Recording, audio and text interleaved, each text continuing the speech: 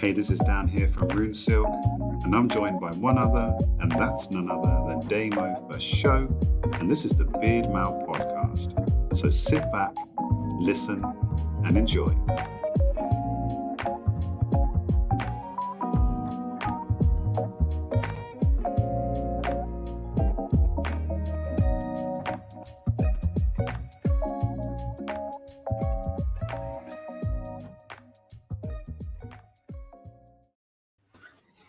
Welcome, funky listeners of the Beardmail podcast. We appreciate you being here. We've got a hell of a show for you today. Hello, Daniel Jones.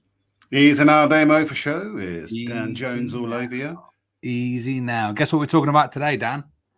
I reckon you waving your arms about showing that fresh ink on your arm, that we're probably talking about tattoos and the perception of tattoos and all that sort of stuff.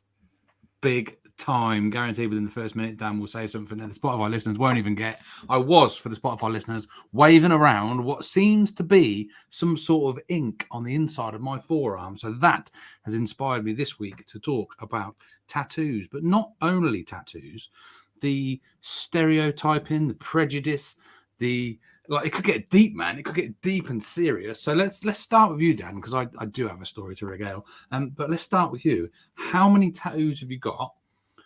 Where are they? Can we see them? Do they have any meaning? And that's about 5 questions. Go. Yes, have tattoos. Have 4 tattoos. One on my arm, one on my other arm, one on my foot, and one on my back. First tattoo I got done when I was 19. Yeah, I was in Thailand at the time, traveling at the age of 18 to going to 19. And I thought, do you know what? I want a tattoo on my back. I went to a place called Chitlom, and I went to this sort of dodgy back alley tattoo parlor. And I remember sitting on the back of a chair, or sitting backwards on a chair and leaning over like the backrest. And I had my T-shirt in my hand, and I'm squeezing it with a face grimacing like, "Argh!" And directly in front of me was a small window that overlooked the outside seating area of a restaurant. And everyone who was eating their dinner was just pointing at me and laughing, because obviously I was like the only white face in this area of Bangkok. So everyone was just pointing at me and laughing, which was quite funny. Let me stop you there, Dan, because you were a little bit off camera. Can you just put your hands where they were and do that again, but a bit higher up, just on the camera? A bit higher up. Yeah. Naughty boy. Also, I can't wait till our promo guy, when he watches his back, hi Mike, by the way, you actually said I was in Thailand at the time traveling, and he's going to chop that up and make it sound like you were time traveling, and then he's going to chop it up with you doing this. Brilliant. Right, carry on. Where did we get to? That was the first tattoo. Oh, actually, was it like the old bamboo needle traditional thing, or just a modern? No. It was just a normal sort of tattoo gun at the time. I was interested in getting some of the bamboo stuff done, but in Thailand then, the only place you could really get the bamboo tattoos were in Ayutthaya, which is the old capital of Bangkok, and it was actually done by monks. Apparently it's really painful, and you kind of get a little bit weirdo and trippy because they're praying over you whilst they're doing these tattoos, and it's kind of more of a deep spiritual process. I was just drunk and wanted a tattoo at the time. My second tattoo, I've got a 4-leaf clover on my left foot. Now, it's the most ironic tattoo in the world, because my left foot is the most unlucky foot ever. So if I drop anything, like a can of Coke, can of beans, guaranteed it's going to land on the left foot. I remember that's lucky it didn't land on your main foot, though, your right foot, right? That's lucky. Well, right? There is that. But honestly, if I do any damage, if I kick a wall, when you catch your little toe or something, it's the left foot. I remember moving a wardrobe around the old bedroom when I was living in Leicester, and I wanted to try and move a wardrobe around. It was one of those sort of flat pack furniture ones. And as I pulled the side, it came away from the wardrobe straight over my left foot, ripped open my big toe. Literally, there's a photo. It says, "That's a bit of a teeth dry, Dan."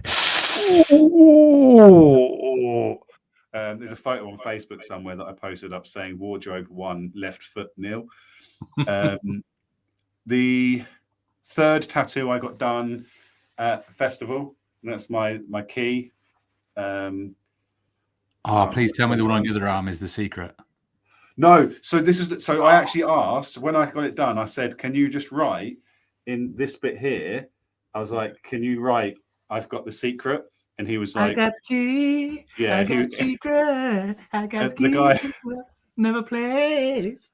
the guy who did my tattoo basically said, "I'm not doing that." I was like, "Fair enough."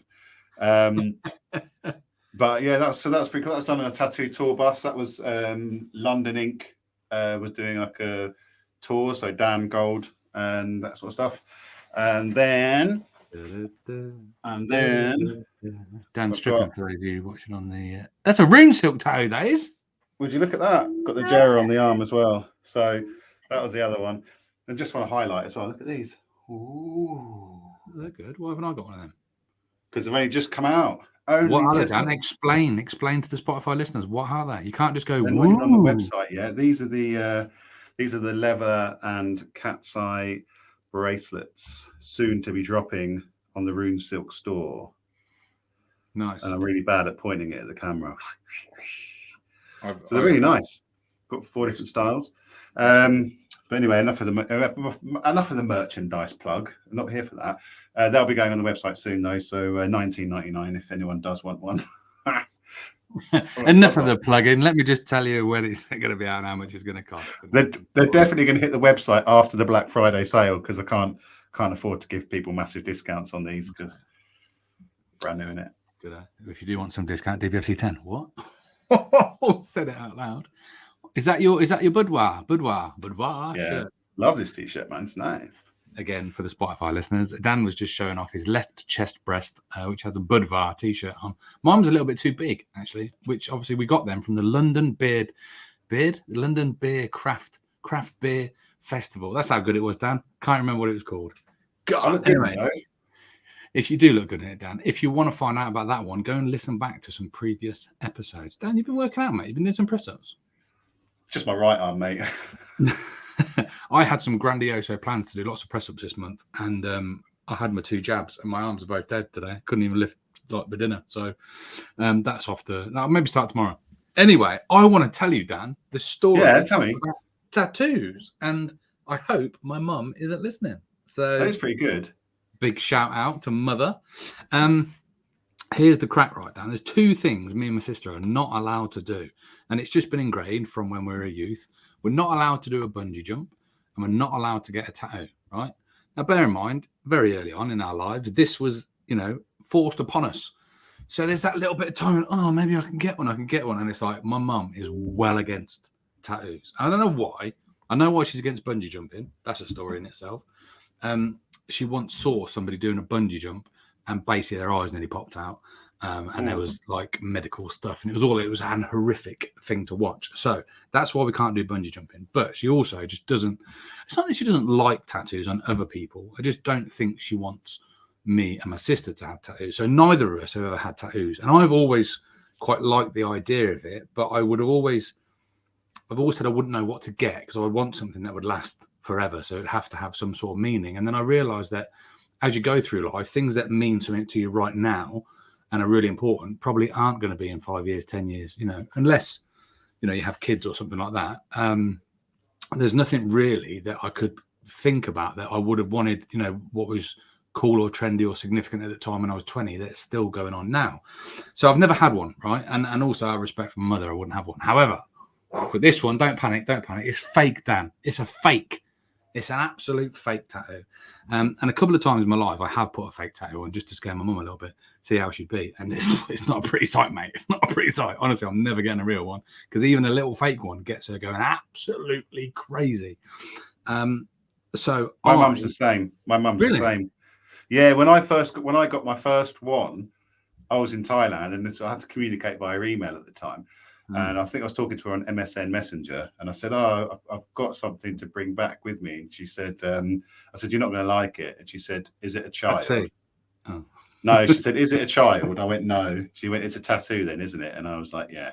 She knows you, Dan. She knows you. Yeah. And she wanted the child would have been the first heavy blow, so she's getting that out of the way. I bet she had to be honest, I think she probably would have preferred the child than the tattoo because she's also dead against them. She doesn't like them. She's all right with them now, but I think it's just people of that era. I mean, she's in her 70s, and tattoos, I guess, were always associated with like sailors and that sort of stuff. But I guess we're going to come to that bit later on. That might come to fruition, yeah. Yeah. So that's interesting, actually. So you're obviously a badass, and you've got 4 tattoos, and your mum hates you for it. But I had these put on me. I was doing, as you know, I'm a supporting artist, and I managed to secure a role where I had to have some tattoos. Now, these tattoos were badass. I had face tattoos, Dan. I had arm tattoos. This one's the only one that's survived. The rest I sort of scrubbed off a little bit. This one's coming off. This will probably come off today, actually. But I've had these tattoos put on me, and I'm like, they actually look cool, right? So bear in mind, I'm at work all day. It's a long shoot, but on the way home, I've still got these tattoos on me, face tattoos, right? I'm talking stuff around here, and on my arms and that. And I'm dressed. I'm looking pretty hard, if I'm honest with you. And I went into Tesco's, and I don't know if it's psychological, but I genuinely feel that people treated me differently, or cast aspersions, or just assumed. But I felt pretty amazing. I don't know what it was, but I just felt like a different person, and people were definitely looking at me differently. And what I kind of liked about it is like, well, if only they knew that they're just fake and they wash off. But then it got me thinking. It's like, actually, I wonder why some people do get tattoos. And obviously, this conversation of tattoos came up as well. And there was a guy who I was working with who's laden with them. They're all over, and he's a bit older. I think he's about 52, and he's got tattoos in his hair and in his arms and that. And I asked him the common question. I'm sure you get asked this, and let me know if it's like boring. I said, what do they mean? And he's like, nothing. I just get tattoos. And it's like, in my mind, if you had a tattoo, it'd have to be for something really meaningful. But I think when you've had a couple, you just sort of get them because you like. And you'll have to let me know. But I know a few people like just the process of getting a tattoo. Yeah, so absolutely. Is it annoying when people ask you about the meaning of it? Do you know anybody that gets tattoos for the sake of having tattoos? I think if you, like, for example, I do want to continue the sleeve. Like, I was supposed to, but I just never got around to it because it's quite an expensive hobby. Yes. But some people have different meanings for them. Some people will put special dates, names, etc. Like my 4-leaf clover, for example, I go the back one. I put the Pisces glyph in there because I'm a Pisces and a little bit sort of spiritual and astrological. The 4-leaf clover on my foot was literally I was in Newquay on a camping holiday with my family, and I was cooking some food, and I was kneeling down on the grass. And when I got up, there was a clover stuck to my foot. Oh, that's all right. I looked at it and went, "That's pretty cool. I might get that tattooed." And that's literally as like that's about as meaningful as that one was. Obviously, the Jera rune is my obviously the logo I use for rune silk. So that is, and because that plays quite a big part in my life, obviously I wanted to get it on there. The key was literally just like flicking through a book. Yeah, that'll cool. Yeah, go on then, bang it on. I didn't pay for this tattoo. This was because we were driving around, the guys from London Ink who were doing tattoo on tour, driving around the festival in a golf buggy, and they were like, "Well, you can have a tattoo for free if you want." And I was like, "Yeah, okay, cool." Awesome. But yeah, I know a lot of people. Sorry, Dan. So that's on your inside forearm, right? If I ever would have considered a tattoo, my first thought was I was going to get an image of me on my arm of me bungee jumping, right? Just so I could show my mum. So that'll teach it, right? And then my second thought was maybe I'd get like the word "I love mum" written like on the bottom of my foot where she'll never see it. That'd be painful. Yeah, I've heard that it's quite painful. Apparently, there's a couple of different places where it's quite painful. But then I would never have considered one on the forearm because I've got this little fingers under my brain where I like things neat and straight and tidy, right? I've got an eye for straightness, and on a forearm, for me, it doesn't really seem like a decent place to have it. However, I've got this on my forearm now, and it's brilliant. Like, it's there. You can see it all the time. It looks cool and badass. And it's like, actually, I would actually consider getting a tattoo on the inside of my forearm there. They didn't put it on the outside of my forearm because they would have had to shave more of the hair off because they're just sticking it on. Do you have to shave to have a tattoo? Or can they do it through the hair? You do still? No, they have to, because they have to get a clear canvas, so they completely shave it off. Like, complete reverse. A friend of mine, he had loads of tattoos. He's going through a reverse tattoo process. So he's going on a journey. He's called on Instagram, I think he's called Mike Blackout or Blackout Mike. He's covering his whole body black. Yeah, I think I might have seen that. Is that a friend of yours, Dan? It is, yeah. And but what he's doing is he's going to go completely black because he hates the tattoos he's got. Yeah, So he's just colour them in. completely blackening all of his skin, and then he's going to redo his tattoos that he wants in white ink. Yeah, because you can do that, can't you? You can have like highlighter ink, and I always thought my mate Gibbo's got some really good tattoos. I like the colouring of them. They're very grey, like with shadows and different tones of grey with a bit of red. And then I like obviously Beardmail black and red. I like black and red, but I really like that, because trends have changed, haven't they? I mean, this guy I was working with this week, his is very dark green, but that's the era of when they would have had them. They go through. Everyone would have had. I know they were quite. You mentioned about like sailors and that, so it was like a nautical thing, wasn't it? I think it was you were in the Navy, you'd have a swallow meant something, and an anchor meant something. And it was all to do. It was telling your story really about your Navy career. But then you look at we had a lot of Arabic stuff, and then your David Beckhams. I've got a few mates who've got like Maori tattoos because that was a big thing. They've got on travel in New Zealand, and I think that those trends come and go, and a lot of people they do. I've seen. For me, if I see someone who's got a tattoo that they've had to block, I mean, I've seen some. This is online, not in real life. Some silly ones where someone's put, girlfriend's name or something, and then they've cheated, and then or whatever. It's crazy. But I think because I've never had one, it seems like a massive deal to me. But I suppose if you have a lot of them, it doesn't matter so much if they come and go. I'll give you an example. One of the first beard competitions I went to actually was down in Yeovil in Wessex, and old Russell Bristow for show was there. And him and his mate, literally, they're just drinking beer all day, having a competition, and they both got moustaches, and they just literally just nipped over the road and just got a tattoo that day. Just like, oh yeah, let's get matching tattoos, and they just like found a little space in amongst all the other ones and just got a matching tattoo.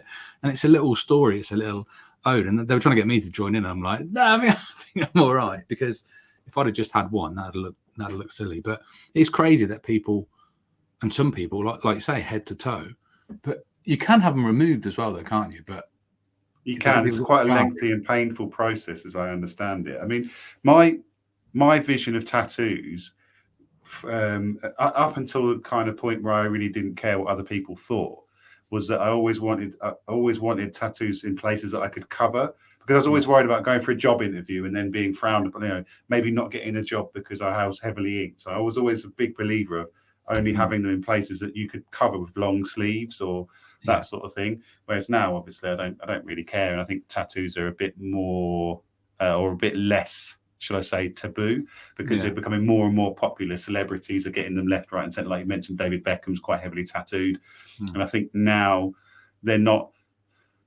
seen as kind of they're not associated with a lower class of people, whereas I think they were originally, especially with sailors and things like that. Going back to sailors, they were rough, drunken sailors, port to port, scandalous, and especially jobs where you've got to have a high status.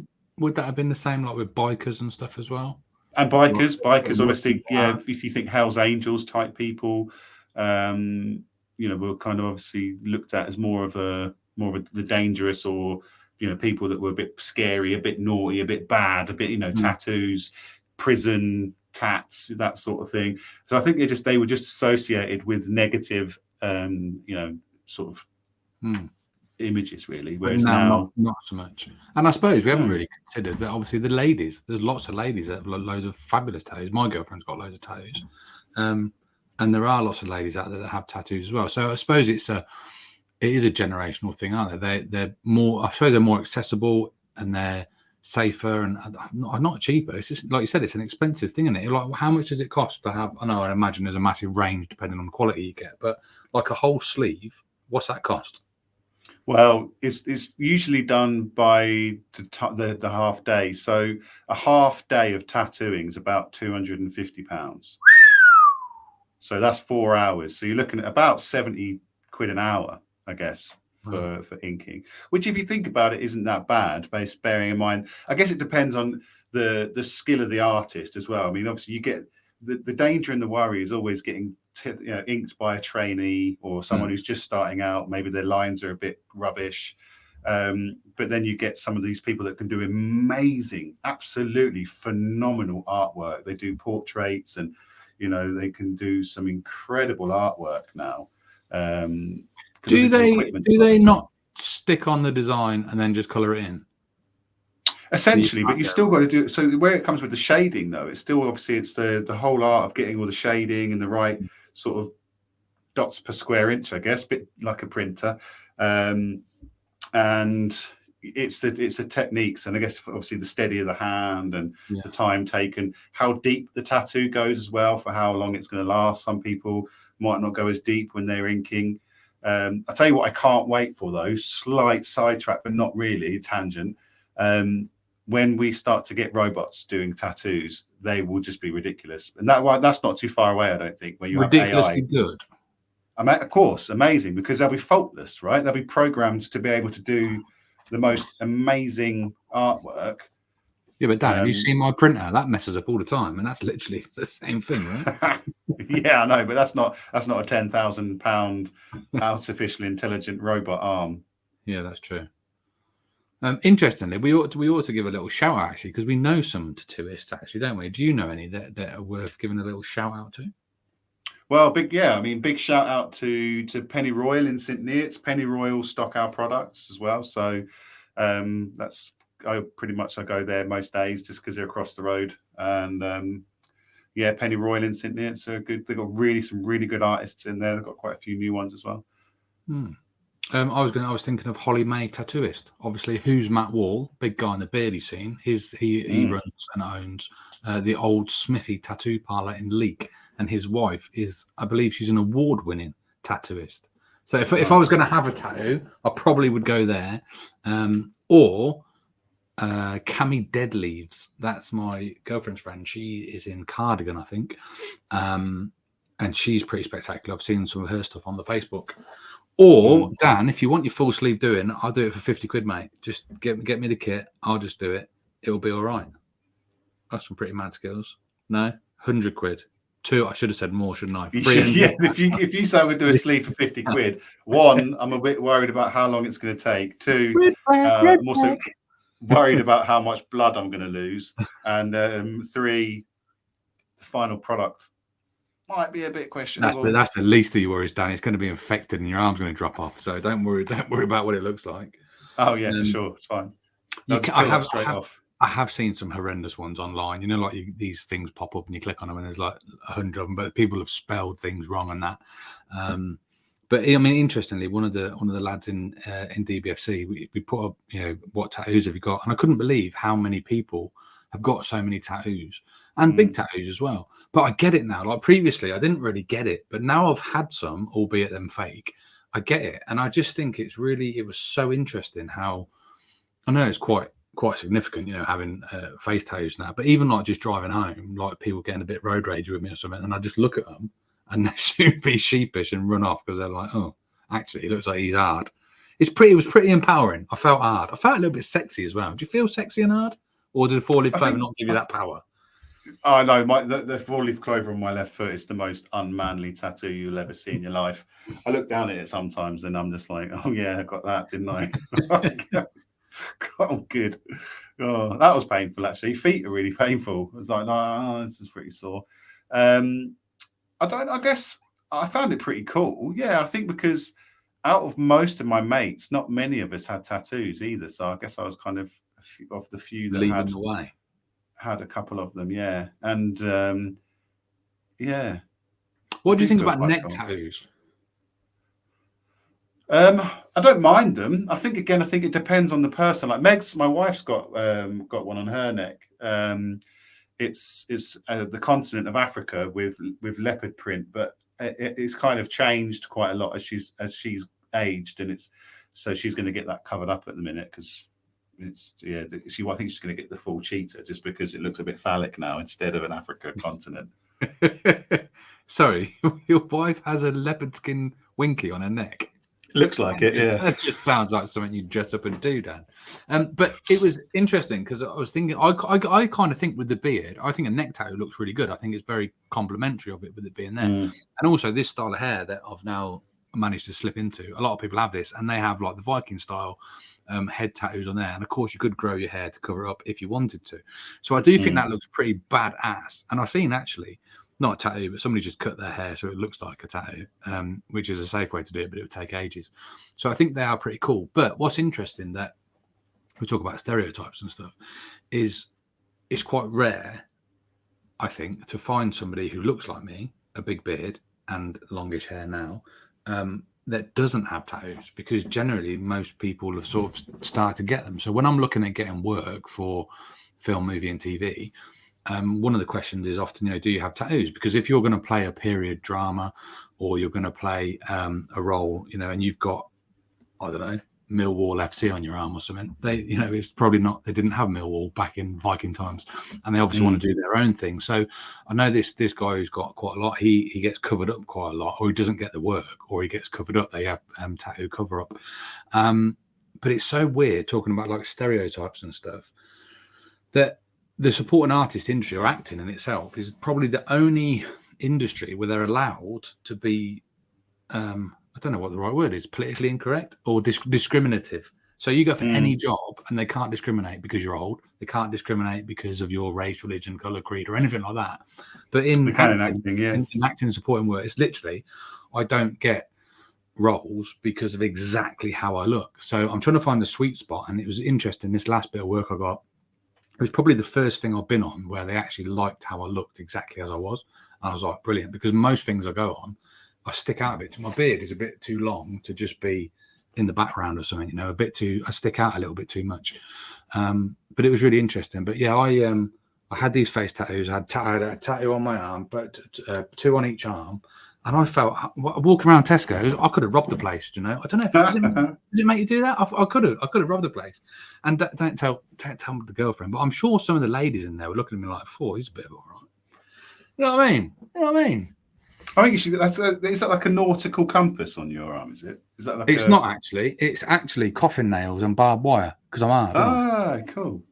And on this arm, I had a dagger going through a massive skull, and on here was another. Actually, they had to colour a bit of it out. It had some sort of like Russian thing on it. They were like, "No, we can't have that. Get rid of that." And then I can't tell you what I had on my face, but it was badass. So yeah, that's why I wanted to talk about tattoos and how people perceive you. And it was very interesting because I was actually at, I went into a Waitrose at the services just to grab a little bite to eat, and I looked rough. The attire I was wearing, I looked rough, and the tattoos made me look badass. And this older chap behind the till, one of the things didn't scan, and I'm one of them people. I wanted to say, "Oh, it's free if it doesn't scan," but I didn't say it. And he just didn't talk to me, and it was interesting. I was going to see how he like sort of reacted, because of how I looked. And he didn't say anything. And then I came out and I said, "Oh, it's free if it don't scan in it." And he's like, "No, sorry." And I'm like, it's so weird. And then I talked to him really nicely and articulate and interested, and you could tell he was shocked that I was actually like he'd made up in his mind that I was rough and I was trouble and I was going to be a bother, and he was so surprised. And I'm like, after I sort of said it was free if it doesn't scan, and he's like, "No," I'm like, "Well, I wasn't going to say it actually, but I did say it, and I bet you get it all the time, don't you? And it's annoying, isn't it?" And it was so interesting. So yeah, I want to get more tattoos, but don't tell my mum. Boom. Yeah, no, I've got a bit of a Pinterest board that I've put together. A good place for research is Pinterest. If you can just set up a board for tattoos. I really want some steampunk kind of nautical stuff myself. You can't copy other people though, can you, Dan? What's the rules? What's the etiquette? Something like that. It's no good for the Spotify views, Dan. Tough. I like it. That's what I was talking about with the colouring and the shading and that sort of thing like that. Yeah, so you've got lots of shading, lots of detail, lots of 3 dimensions in that. Essentially, It's a steampunk clock with cogs and bits and pieces. It was really stunning, really pretty. But is that somebody else's and someone else has got that? Because if I had that and then the next day you turn up and you've got it as well, I'd be like, yeah, we're bros. But most people are like, no, that's mine. What's the rules, man? So, yeah, it is someone else's. But for me, what this is just hobbying.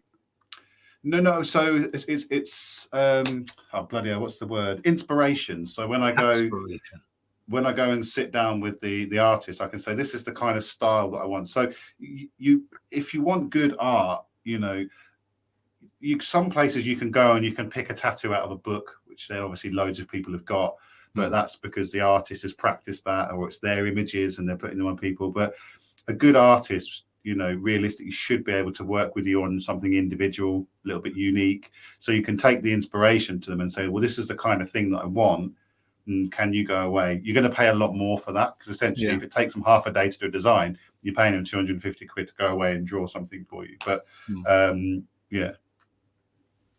that's the best thing to do. In the comments, please, ladies and gentlemen, what do you think about tattoos? Have you got any? Obviously the comments is only on YouTube, but what do you think? Have you seen any horrendous ones? Have you got a link that we can click that will take us to some ridiculous ones? Do you think I should get one, or do you think I should honor thy mother and wait? Oh, interesting, isn't it? Interesting. This one's going to wash off soon. I'm going to miss it. It's pretty badass, isn't it, Dan? Badass.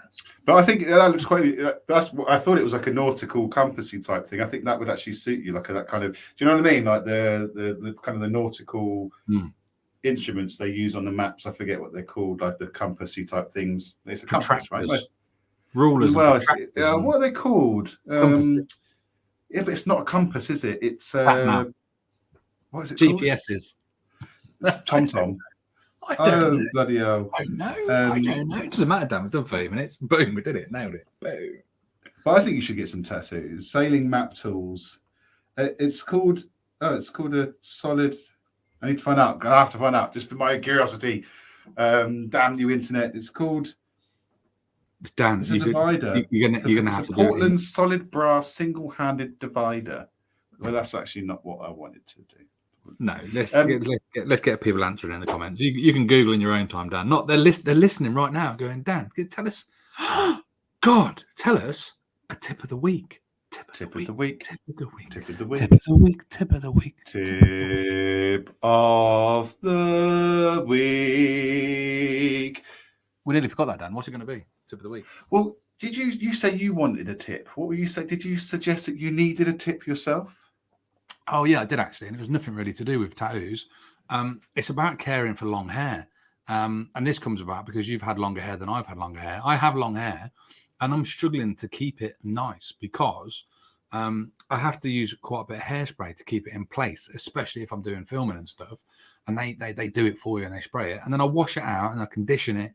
But it always just doesn't feel great. It's tangly and knotty and long and troublesome. And give me a tip of the week on looking after long hair upon my head. It's an answer you'll probably hate, and unfortunately it is getting decent and probably quite expensive shampoo. I've got Tesco's 2-in-1 Head and Shoulders. What? Yeah, see, that's the thing. So finding a nice shampoo that's maybe a bit SLS free, zero parabens. I personally, in my hair, and it's only really every now and then, is I use Tigi Bedhead, and you can actually get some recovery shampoo, which is supposed to make it strong and that sort of stuff, and the conditioner as well. Make sure you're using a separate conditioner. And in fact, I would probably say the best conditioner I've ever used, both hair and beard, is the Jason Jojoba natural conditioner. Because obviously I'm a big fan of beard wash and making sure that's SLS free and paraben free. But I thought on your head it didn't matter so much because you need to sort of get proper different shizzle going on. I'm gonna raid my girlfriend's stuff and start using that because so sure, Tigi, Jason Jojoba, Aussie Miracle, Tigi Bedhead recovery shampoo and conditioner / and or the Jason Jojoba conditioner. The Jason Jojoba conditioner I use in my beard, and it's lovely, and it's natural, and it's nice. It's a bit expensive, but got to look after. How long's your hair, Dan? Great question at the minute, and it's probably a mess because I've not brushed it today. I literally tied it up. It falls curly just below my shoulders, so it's about just underneath my beard. It comes. I can put it under my armpit if that gives you any idea. For those that are listening, I can tuck my hair without having to look all awkward and bend my head. I never set out to have long hair, Dan. It's literally been an evolution. I was trying to get a mullet. I basically was just copying Russell Bristow. I was trying to get a mullet, right? And then I've been trying to get on some bigger films where they're actually asking for people with long hair. So I'm like, I'm going to leave it, grow as long as I can. And then if they cut it for a film, then you get more money for that. So I've unintentionally started to grow long hair. Is it really bad that we're doing a Beardmail podcast and we're talking about long hair? How to condition our long hair, Dan? Well, mine was the same though. I mean, my hair, I think it was a summer season working at festivals. I just didn't get a chance to get my hair cut. And before I knew it, it was sort of like below my ears in length. And then all of a sudden it kind of got a little bit sort of chin length enough. And then I was like, oh, actually, do you know what? I want a top knot. And everyone was like, oh yeah. I've never wanted a top knot. They're not a thing. You don't want a top knot, do you? They're not supposed to be cool, are they? But I do. I still have mine. I pretty much wear my top knot all the time. But people are like, oh yeah, Shoreditch, you've got a beard now, so you need to have a top knot, do you? You might drink some special cocoa lattes. And I was like, no, I just think it looks really cool. Can you see how terribly thin and horrible my hair is? And bear in mind, this is washed. You look like Dave Grohl. That's a good it's thing, times like these you learn to live again. Oh, that'll take everybody over to YouTube. What about if I do this? I'm sorry, but listeners, I'm getting a bit thin in the middle there. What about this day? That's pretty cool, right? Yes. Yes, you look like someone. A footballer, maybe. I don't know what to do, but I hate it. My tip for anyone who's got long hair. Tip of the week. As cool as it looks to have an undercut shaved, don't do it, because you'll never be able to grow it out. I tried and it looked horrendous. Like I got to a point where I almost had an under bob. Like an undercut, and I was like, no, just gonna have to shave it off. So if you have an undercut when you've got long hair, you're always going to have an undercut with long hair, because it's too much of a ball ache to shave it to grow it out. Is this an undercut? That's an undercut, right? Oh, it's too late. So I love. Well, no, but that's fine. So that means that. So, for example, if you want to ever grow your hair out realistically without having to go through the awkward phase where you've got an underbob and it's just really odd, and you can't really tie it up because then it just looks strange, you're just going to have to get your hair cut short and then grow it all out again. It is possible, but it takes not about a year. I think the next stage for me after the massive length is going to be bald. So I'm not so worried about that. I do actually like my hair being short on the sides. It makes me feel good. So I'm living. No, I love it. And I like it. The reason I got the undercut was because I had long hair and it was a really hot summer. And I was like, I hate having all this hair. It's heavy. I'm sweaty. So I just got an undercut, and it feels incredible. Like it does feel lighter and just a lot less hot when you've got long hair to have that shaved underneath, and it feels pretty good as well. If you came here for the tattoos and you stayed for the long hair chat, then thank you very much. We have overstayed our welcome, Dan. We probably could have done a whole episode on long hair. Anyway, thanks for listening, everybody. Tune in and all that jazz. If you want to watch us, we're on the tube. We've got our Beardmail box, something massive coming soon, actually. So keep your eyes peeled. And actually, we're doing a bit of a giveaway as well. So there's always something going on in the world of Beardmail. And even, Dan, God, here's me nearly forgetting. I want this to be a timeless episode, which people can watch back in years to come. But let it be known that this is the episode we recorded only a few days before we potentially go either viral or to prison on Saturday, because we've got some big things happening. Big things happening on Saturday. The outfits have arrived, by the way. Nice. Me and Dan have outfits. There's exciting stuff happening. We'll probably put some snippets on our Instagram, actually. So give us a follow on beard_mail on Instagram. We're going to go and film some viral content, see if we can get arrested, and have a great day. So that's that. Strike me a pose. Twerk, Dan, twerk. It's all about the twerk. It's content in itself. Anyway, we need to go. So thanks for watching, everybody. Thanks for listening, everybody. Drop us some comments, and we like comments on the YouTube. And we'll see you all another day. Say bye, Dan. Bye, Felicia. Bye.